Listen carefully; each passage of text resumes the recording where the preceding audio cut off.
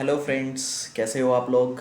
I just came back from office और आज एक स्टूडेंट का सर ईमेल आया था। Sir what is assertions, assertions क्या होती हैं। तो ये मेरे को था, इस पे मेरे को एक वीडियो बनानी है। तो मैंने उनको बोला कि I will make a video that can help others कि व्हाट इज़ ऑडिट एजर्शंस। आप लोग क्या समझते हैं, एक बार जस्ट एक जनरल आइडिया लीजिए व्हाट इज़ एजर्शंस। इस वीडियो को सर ज़रूर देखिएगा because this is going to help you in your interview, this is going to help you in your practical life. तो आप either you are C A chartered accountant, चाहे आप student हैं, चाहे आप कहीं पे भी हैं, if you want to do audit you have to know what is audit assertions. तो क्लास स्टार्ट करने से, क्लास बोल रहा हूँ सर, सॉरी, इस डिस्कशन को स्टार्ट करने से पहले एक जनरल हम प्रैक्टिकल एग्जांपल ले लेते हैं what is audit assertions. Audit assertions क्या होती है सर, ये मैनेजमेंट अप्लाई करता है। फॉर एग्जांपल एक एग्जांपल लेके समझते हैं, प्रैक्टिकल एग्जांपल। ये एक स्टूडेंट की रिक्वेस्ट के बेस पे मैं वीडियो बना रहा हूँ। तो I don't know the name of that student, I think, चलो जो भी है वट एवर। सो प्लीज़ आप मुझे बताइएगा कि आपने ही रिक्वेस्ट किया था, तो आपको ये वीडियो कैसी लगी, whether it's helpful for you और नॉट। तो एक एग्जांपल जो है वो ये है कि मैनेजमेंट एजर्शंस को यूज़ करता है, अप्लाई करता है। कैसे? मैनेजमेंट ने कहा कि मैं बैलेंस शीट के या किसी भी पी एंड एल अकाउंट का कोई एक अकाउंट उठा रहा हूँ आपको समझाने के लिए। मैनेजमेंट ने कहा कि भैया हम अपनी फिक्स एसेट्स को 2 करोड़ रुपीज़ बुक्स में दिखा रहे हैं। एज एन ऑडिटर हम ये मानते हैं कि बैलेंस शीट में अगर 2 करोड़ की फिक्स एसेट्स आ रही हैं तो उसकी वैल्यूएशन 2 करोड़ है, पहली बात। दूसरी बात, उस पर जो डेप्रिसिएशन लगा हुआ है वो अक्रू हो चुका है और वो पूरे तरीके से सही तरीके से मैनेजमेंट ने लगाया है। ठीक है जी। जितनी भी करंट ईयर की परचेजेज हैं फिक्स एसेट्स की, वो सारी उसमें इंक्लूड हो चुकी है। जितने भी मेरी डिलीशंस हैं परचेज की, वो सारी उसमें से जा चुकी हैं। मतलब मैं ये कह सकता हूँ कि at the end of the year, मेरे 31 मार्च 2017 को मेरी परचेज कंप्लीट है। जो बैलेंस नंबर आ रहा है वो कंप्लीट है, वो एक्यूरेट है। और अगर मैं इन्वेंट्री की बात करूं, फिक्स एसेट्स का एग्जांपल छोड़कर इन्वेंट्री की बात करूं, तो उसकी वैल्यूएशन 31 मार्च को बहुत सही है, उसकी वैल्यूएशन बिल्कुल ठीक है। और अगर मैं रिलेटेड पार्टी की बात करूं तो मैं ये बोल सकता हूं कि रिलेटेड पार्टी को मैंने 31 मार्च को सही तरीके से प्रेजेंट किया है। तो कोई भी ऐसी चीज़ अगर मैनेजमेंट हमें फाइनेंशियल में देती है तो एज एन ऑडिटर मेरा बेसिक अजम्पशन ये होता है कि these financial statement are prepared by the management and management is responsible to follow all the rules, all the law and regulation, all the accounting standards to make this financial statement. This is the responsibility of management. तो जब वो मेरे पास आते हैं तो my basic assumption is कि ये सारे एक्यूरेट है, ये कंप्लीट है। जो भी उसमें आ रहा है मैं उसका ऑडिट करूंगा, मैं उसका चेक करूंगा, this is my second part. But my basic assumption is fix assets complete है, फिक्स एसेट्स एक्यूरेट है, फिक्स इन्वेंट्री, अगर फिक्स एसेट्स में वैल्यूएशन पार्ट इतना नहीं आता, इन्वेंट्री की वैल्यूएशन ठीक है। और अगर एक्सपेंसेस की बात करूं तो अक्रू, जितना मेरा अक्रू एक्सपेंस होना था वो हो गया है। और क्लासिफिकेशन, अगर हम कुछ चीज़ों को क्लासीफाई करते हैं, current assets, non current assets, तो क्लासिफिकेशंस वगैरह ठीक है। अभी मैं समझा नहीं रहा हूँ आपको व्हाट इज एजर्शंस, मैं आपको बता रहा हूँ कि ये ऐसा सब होता है। तो सर एजर्शंस जो होती हैं वो मैनेजमेंट फॉलो करती हैं, और एज एन ऑडिटर मैं उन एजर्शंस को चेक कर लेता हूँ during my audit, planning stage पर, टेस्टिंग स्टेज पर और कंक्लूजन वाले स्टेज पर, कि अगर भैया मैनेजमेंट ने ये एजर्शंस को फॉलो किया है और मैनेजमेंट बोल रही है हमारी ये चीज़ कंप्लीट है, और अगर मैं ये चीज़ इंश्योर कर लूँ कि फिक्स एसेट्स क्या कंप्लीट है, अगर हाँ, और उस चीज़ के लिए मैं sufficient and appropriate audit evidence ले लूँ, तो मेरा काम खत्म। अब सर हमें आप समझा दीजिए, मैं आपके साथ अपनी स्क्रीन शेयर कर रहा हूँ। आई होप आपको समझ आएगा what is audit assertions. Video गलती से भी मिस मत करना sir, it's I think very relevant to you. तो my first screen I am sharing with you here. Assertions, जो पहली स्लाइड पे ही आप देख सकते हैं, एजर्शंस जो मैंने आपके साथ डिस्कस किया वो क्या होता है। इसमें काफ़ी वर्ड्स आ रहे हैं, एक्यूरेसी, जजमेंट। छोड़िए सर इसको, सेकेंड स्लाइड पे। सेकेंड स्लाइड बोलती है सर जो फाइनेंशियल स्टेटमेंट होते हैं वो मैनेजमेंट बनाती है। ओके, मैनेजमेंट कुछ एजर्शंस को यूज़ करती है about component of financial statement. उस फाइनेंशियल स्टेटमेंट के जितने भी कंपोनेंट्स होती हैं उसमें कुछ एजर्शंस लगाती है। अभी नहीं समझ आ रहा हमें, कोई बात नहीं, हम उन पे कुछ ऑडिट प्रोसीजर्स लगाते हैं उन कंपोनेंट्स को उन अजर्शंस को चेक करने के लिए कुछ ऑडिट प्रोसीजर्स लगाते हैं और हम देखते हैं कि सारे ऑडिट एविडेंस हमने provide evidence on the fairness of the financial statement. हम सारे ऑडिट एविडेंस लेते हैं, देखते हैं कि वो उन ऑडिट एजर्शंस को पूरा कर पा रहे हैं या नहीं कर पा रहे हैं, उसके बेस पर हम एक कंक्लूजन रीच करते हैं और ऑडिट रिपोर्ट। सर हमें अभी तक एजर्शंस नहीं समझ आया क्या होता है। सर मैं समझा भी कह रहा हूँ अभी। चलिए sir, assertions in the audit of financial statements, sir. Audit assertions are the implicit or explicit claims and representation made by the management use करता है sir. by the management responsible for the preparation of financial statement regarding the appropriateness of the various element of the financial statement disclosure। मैंने आपको ये बात बता दी कि management हमें बोलता है कि हमारा फिक्स एसेट्स ठीक है, इन्वेंट्री वैल्यूएशन ठीक है, हमने करेक्ट तरीके से इसको प्रेजेंट किया है, क्लासिफिकेशन ठीक है, तो मैनेजमेंट हमें डिफरेंट चीज़ों पे अजर्ट करता है, बताता है। अब सर इसको पढ़िए। In preparing financial statement management is making implicit और explicit claim, that is assertions, regarding the recognition, measurement and presentation of asset, liability, equity, income, expense and disclosure in accordance with the applicable financial reporting framework। ये कुछ भी हो सकता है। Example IFRS। नहीं समझ आया सर, एग्जाम्पल देखिए। If a balance sheet of an entity show building with carrying amount of rupees 10 lakh, एक बिल्डिंग है जिसकी वैल्यू 10 लाख है, मैनेजमेंट ने दिखाई है।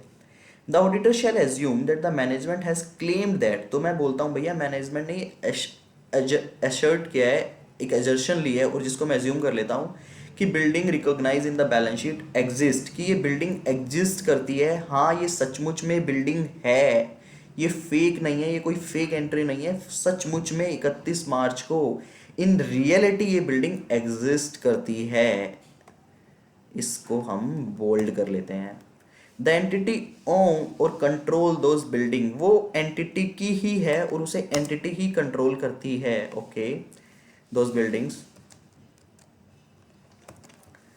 The building are valued accurately, building की वैल्यूएशन मैनेजमेंट ने सही की है in accordance with the measurement basis. All buildings owned and control by and included with the carrying amount of ₹10 lakh. मतलब ये एजर्शंस तो मैनेजमेंट ने ली है, मैं मान लेता हूँ कि हाँ ये ठीक है जब मैं ऑडिट स्टार्ट करता हूँ। अब ऐसे ही नहीं मान लूंगा सर, मैं उसके लिए काम करूंगा। आगे चलिए सर, हमें एजर्शंस नहीं समझ आई, कोई बात नहीं।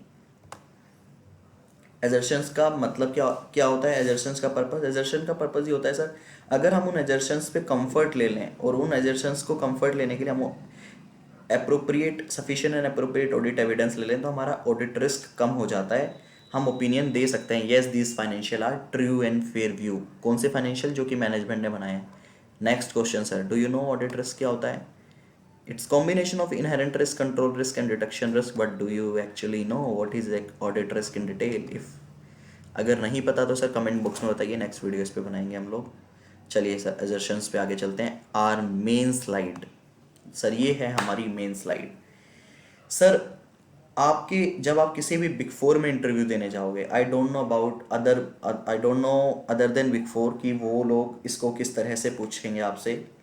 बिग फोर में जब भी आप इंटरव्यू देने जाओगे, आपसे पहला क्वेश्चन पूछा जाएगा टेक्निकल राउंड में कि आपको फिक्स एसेट्स या फाइनेंशियल स्टेटमेंट में बैलेंस शीट का ऑडिट करना है, तो आप किन किन अजर्शंस को टेस्ट करोगे, या आपको P&L का ऑडिट करना है तो आप किन किन अजर्शंस को टेस्ट करोगे। अगला क्वेश्चन ये हो सकता है कि ऐसी अजर्शंस बताओ जो P&L में तो टेस्ट करते हैं बट बैलेंस शीट में टेस्ट नहीं करते। सर जैसे ही फ्यूचर में कभी भी अजर्शन वर्ड का नाम आए, आपको ये दिखना चाहिए, सीवोप। आप इसको रट लो, समझ लो, कुछ भी कर लो सर। आपको अगर सपने में दिखे कि अजर्शंस, ऑडिट अजर्शंस, तो आपके माइंड में आना चाहिए सीवोप। सीवोप का मतलब क्या है सर? सी से होता है कंप्लीटनेस, कि भैया मेरी फिक्स एसेट्स या मेरे एक्सपेंसेस या मेरी कोई भी ऐसी आइटम, डेटर, क्रेडिटर, रिवेन्यू, क्या वो बैलेंस शीट में कंप्लीट है? कंप्लीटनेस।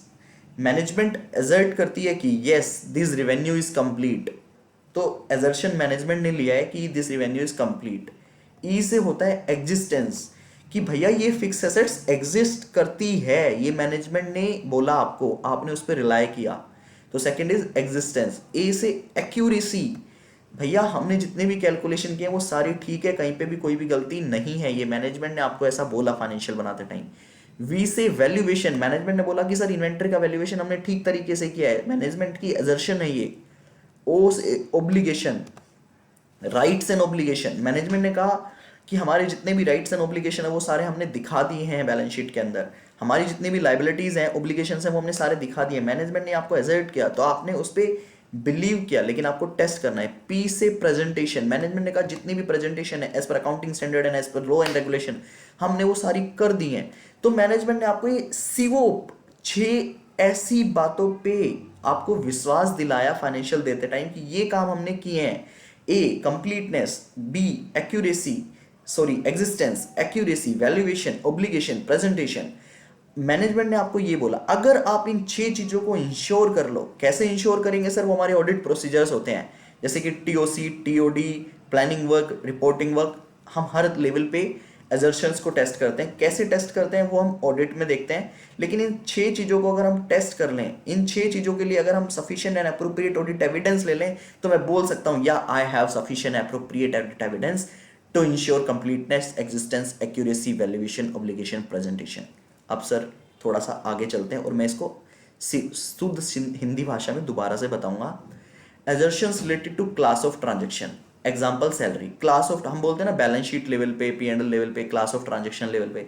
मैं बोलता हूँ कि सर सैलरी को चेक करना है, तो भैया सैलरी को चेक करना है तो सैलरी में हम क्या क्या चेक करेंगे? कंप्लीटनेस, कि वो कंप्लीट है या नहीं है। कैसे चेक करेंगे वो मैं नहीं बता रहा हूँ, चलो एक के लिए बता देता हूँ ताकि आपका दिमाग थोड़ा सा खुल जाए। अगर मैं आपको बोलता हूँ रेंट एक्सपेंस चेक करना है, तो रेंट एक्सपेंस की कंप्लीटनेस कैसे इंश्योर करोगे? सबसे पहले तो आप ये देख सकते हो कि लास्ट ईयर रेंट एक्सपेंस कितना था और इस साल कितना है। इंक्रीज डिक्रीज का रीज़न देखो, क्योंकि मेजर वहीं से पता चल जाएगा आपको। दूसरा, जितने भी मेरे रेंट एग्रीमेंट्स होते हैं वो सारे आप क्लाइंट से ले लो, उसके अंदर आपको रेंट अमाउंट मिलेगा, टर्म मिलेगा, उसके बेस पे आप रेंट को रिकैलकुलेट कर लो और उसको कंपेयर कर लो आपकी बुक में कितना आ रहा है। अगर आपने जो कैलकुलेट रिकैलकुलेट किया और जो बुक में आ रहा है अगर वो सेम आ रहा है या थोड़ा बहुत डिफरेंस आ रहा है, आपकी मटेरियलिटी से नीचे आ रहा है, तो आप उस पर कंफर्ट ले सकते हो कि कंप्लीटनेस ठीक है। एक्यूरेसी कैलकुलेशन आपने देख ली, वो भी है। अक्रंस, अगर आपने कोई इंश्योरेंस पॉलिसी ली दिसंबर में ली और जिसका टर्म मेरा 12 महीने का है, तो आपको देखना है कि भाई आप अक्रंस, आप इंश्योरेंस पॉलिसीज देख सकते हो कब स्टार्ट हो रहा है, कब एंड हो रहा है, और उस पर निकाल सकते हो कि मेरा प्रीपेड में कितना जाएगा, और वो तो आपको अक्रंस देखना है। कट ऑफ रिवेन्यू, मेरा जो 31 मार्च की सेल है, तो वो 31 मार्च वाली सेल अगर उसकी टर्म्स ऑफ डिलीवरी हमें देखनी पड़ेगी, एफओबी है या सीआईएफ है। अगर एफओबी है तो मेरी 31 मार्च में रिकॉर्ड होनी चाहिए अगर डिस्पैच हो गया है, तो अगर सीआईएफ है तो रीच पे होता है।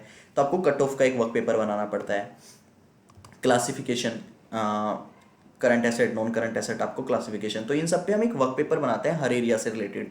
फॉर एग्जांपल अगर मैं रेंट का पेपर बना रहा हूँ, तो रेंट का जब मैं वर्क पेपर बनाता हूँ तो उस पेपर में मैं लिखता हूँ कि भैया कंप्लीटनेस मैंने इस तरह से इंश्योर की, एक्यूरेसी मेरी ओके, कैलकुलेशन ओके है, अक्रंस मैंने ऐसे देखा, कट ऑफ मैंने ये पेपर बना दिया, क्लासिफिकेशन। तो जब भी मैं कोई भी खर्चा देखता हूँ तो उनके अंदर उस वर्क पेपर में मैं बताता हूँ कि कंप्लीटनेस के लिए मैंने ये पेपर्स लिए। फॉर एग्जाम्पल कैश, बैंक का बैलेंस 2 करोड़ आ रहा है, आप कैसे कंप्लीटनेस इंश्योर करोगे? सर मैंने बैंक कंफर्मेशन ले ली, सर मैं बैंक में गया और मैंने बैलेंस कंफर्म कर लिया, तो मेरे को इस 2 करोड़ के या 2 लाख के इस बैलेंस पे, कंप्लीटनेस पे मैं कंफर्ट है मेरा। अगर सर मैं बात करूं बैलेंस शीट लेवल की, एसेट्स एंड लाइबिलिटी के लेवल पे, तो आपको क्या क्या देखना होगा? सर सबसे पहले कंप्लीटनेस, कि मेरी इन्वेंट्री या मेरी फिक्स एसेट्स या मेरा डेटर क्रेडिटर वो कंप्लीट है या नहीं है। कैसे करेंगे सर? उसके लिए हमें ऑडिट प्रोसीजर्स लगाने पड़ेंगे। Exist, whether they really exist और नॉट। अगर डेटर के बारे में बात करूँ तो डेटर को हमने कंफर्मेशन भेजी, उसका रिप्लाई आ गया, that means it's really exist. Accuracy, mathematical accuracy आपको चेक करनी है कि कोई मिस्टेक तो नहीं है। वैल्यूएशन, इन्वेंट्री का वैल्यूएशन आप करके देख लो, फिर क्लाइंट से मैच कर लो, तो वैल्यूएशन देख लिया। राइट एंड ऑब्लिगेशंस पे आपको काम करना पड़ेगा। प्रेजेंटेशन देखनी होगी आपको, ये इसके हिसाब से है या नहीं है। मतलब ये सारी एजर्शंस मैनेजमेंट ने फॉलो की अपने फाइनेंशियल स्टेटमेंट बनाते टाइम, और इन एजर्शंस को आपने टेस्ट कर लिया, इन एजर्शंस के लिए आपने ऑडिट एविडेंसेस ले लिए। तो अगर अब आपसे कोई पूछे, सर यकीन मानिएगा, आप अगर एक मैनेजर से भी पूछोगे ना, किसी बड़ी बड़ी कंपनी के मैनेजर से, सर अजर्शंस क्या होती है, तो वो आपको बोल देगा अजर्शंस सिवो, completeness, accuracy, valuation, existence, obligation, presentation. वो आपको इतना डिटेल में नहीं बताएगा कि अजर्शंस मैनेजमेंट लगाती है, फिर मैनेजमेंट आपको फाइनेंशियल देती है, एज फिर आप एज एन ऑडिटर उनको आप टेस्ट करते हो अपने ऑडिट प्रोसीजर्स में। ठीक है सर? तो आप एजर्शंस को टेस्ट करते हो। अगर आपने इन एजर्शंस को टेस्ट किया किसी भी अकाउंट से रिलेटेड तो ऑटोमेटिक वो आपका अकाउंट ऑडिट हो जाता है। आई होप आपको एजर्शन समझ आई। एजर्शन कभी भी आए आपके माइंड में सीवोप आना चाहिए। सीवोप आ गया आपका इंटरव्यू क्रैक हो गया। मैं आपको इंटरव्यू का एक एक क्वेश्चन करवाऊंगा धीरे धीरे, और आप चाहे बिग फोर में इंटरव्यू देने जाएं चाहे स्मॉल फर्म में देने जाएं, स्टैट ऑडिट और internal audit, if you have any doubt please reach out to me. Sir मेरे को भगवान की दया से अपने आप पे इतना गर्व महसूस होता है कि I have very good exposure on internal audit, और मैं स्टैट ऑडिट में अपने आप को बहुत ज़्यादा नहीं मानता हूँ, yes, but I have experience in stat audit too, और मोस्टली मैन्युफैक्चरिंग इंडस्ट्रीज़ का एक्सपीरियंस है सर। तो प्लीज़ अगर आप बैंकिंग से मुझसे पूछोगे तो मे बी मैं उसका इतना अच्छा रिप्लाई ना कर पाऊँ। तो जब भी अगर कोई पूछेगा एजर्शंस तो आपको ये माइंड में आना चाहिए। और एक ऐसी एजर्शन जो P&L पे लगती है और बैलेंस शीट पे सर अक्रंस खर्चे वगैरह मेरे अक्रू होते हैं तो हम उसको P&L पे देखते हैं। लास्ट रिक्वेस्ट सर आप यूट्यूब पे वीडियो देख रहे हैं उसको प्लीज़ शेयर कीजिए फेसबुक एंड व्हाट्सएप पे। अगर आपको वीडियो अच्छी लग रही है तो मैं अपनी ट्यूशन फीस में सिर्फ इतना ही मांग सकता हूँ सर आपसे। और face to face batch sir May 2017 से आई होप मेरा बैच आएगा।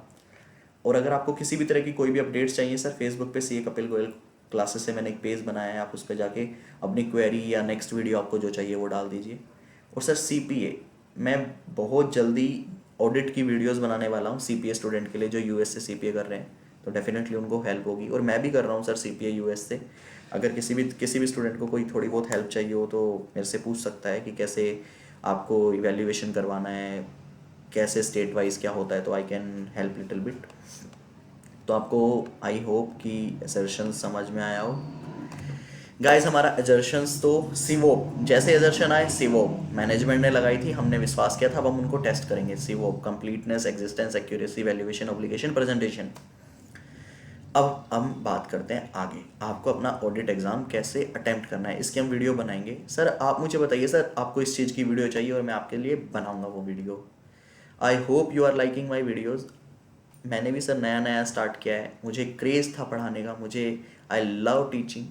तो आप मुझे स्कोप ऑफ इम्प्रूवमेंट मेरे अंदर जो है वो बताइए, और इसी तरह हम आगे चलते रहेंगे, बढ़ते रहेंगे, और अपने पूरे देश को, अपने पूरे CA फर्टिनिटी के CPT IPSC and final CPT students के लिए भी सर मैं accounts low, I think I am good in low, but मैं आपके लिए IPSC और फाइनल लेवल पे नहीं आ रहा हूँ। CPT को सर आपके अगर कोई भी जान पहचान में CPT स्टूडेंट उनको बोलिए सर लो की एक एक क्लास दूंगा सर पूरी यहाँ पे यूट्यूब पे, अकाउंट्स की एक एक क्लास में लेगी आपको, कोई कोचिंग की रिक्वायरमेंट नहीं है अभी। लेकिन हाँ अभी आप ले लीजिए because it will take me little bit time to upload all the videos because I don't have any type of resources to make good videos, तो टाइम लग जाएगा सर। बहुत अच्छी खुशखबरी है, आई थिंक यूट्यूब चैनल हमने 1 month पहले ही start किया होगा और now its views are the time of views are more than 30,000 I think, या 30,000 मिनट्स से ऊपर हमारा वॉच टाइम है सर। और सब्सक्राइबर भी डे बाय डे अच्छे खासे बढ़ रहे हैं, तो thank you very much for liking my videos and thank you have